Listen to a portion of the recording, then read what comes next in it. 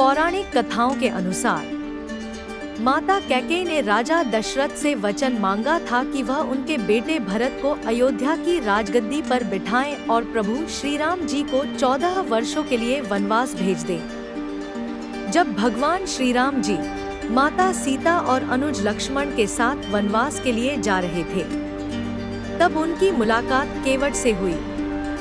माना जाता है कि केवट का संबंध भोईवंश से था और वह नदी में नाव चलाकर अपनी जीविका अर्जित करने का काम किया करता था।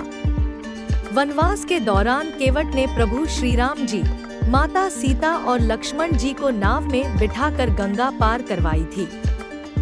भगवान श्री राम जी ने गंगा पार करने के लिए केवट को पुकारते हुए कहा कि निषाद राजतनिक नाव को किनारे लाएं, पार जाना है।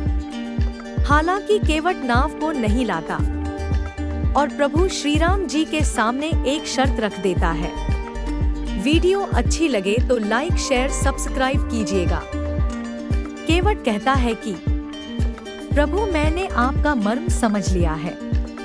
आपने एक पत्थर की शिला को छुआ था तो वह पत्थर की शिला स्त्री बन गई थी। आपके पैरों की धूल किसी जड़ी बूटी से कम नहीं है, इसलिए आपको नाव पर बैठने से पहले अपने पांव धुलवाने होंगे, तभी वह नाव पर चढ़ने देगा।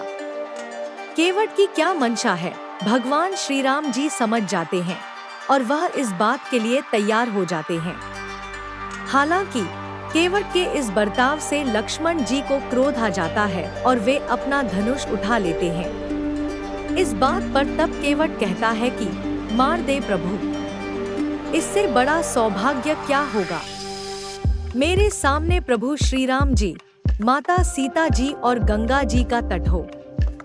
इससे अच्छी मृत्यु मेरे लिए हो ही नहीं सकती है।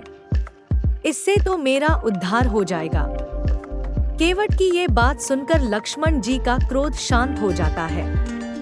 इस पर केवट की बातों को सुनकर प्रभु श्री राम जी मुस्कुराते लगते हैं और कहते हैं, केवट आओ, मेरे पैर धो लो। इतना सुनकर केवट की प्रसन्नता का कोई ठिकाना नहीं रहता है। वह दौड़कर पैर धोने के लिए जल का पात्र लेकर आता है और वह प्रभु श्री राम जी का एक पैर धोता है, वहीं दूसरा पैर मिट्टी में लिपट जाता है। इस दृश्य को देख केवट बहुत दुखी होता है।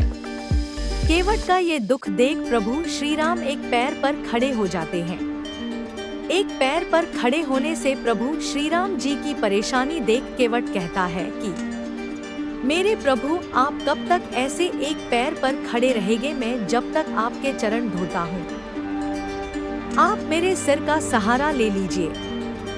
ये बात सुनने के बाद प्रभु श्री राम जी केवट के सिर पर हाथ रख देते हैं। इसके बाद केवट ने उनको अपनी नाव में बिठाया और खुशी खुशी गंगा के उस पार पहुंचा दिया। केवट ने न केवल भगवान के प्रति अपनी भक्ति सिद्ध की, अपितु भगवान के चरण कमलों का जल ग्रहण कर स्वयं का उद्धार किया।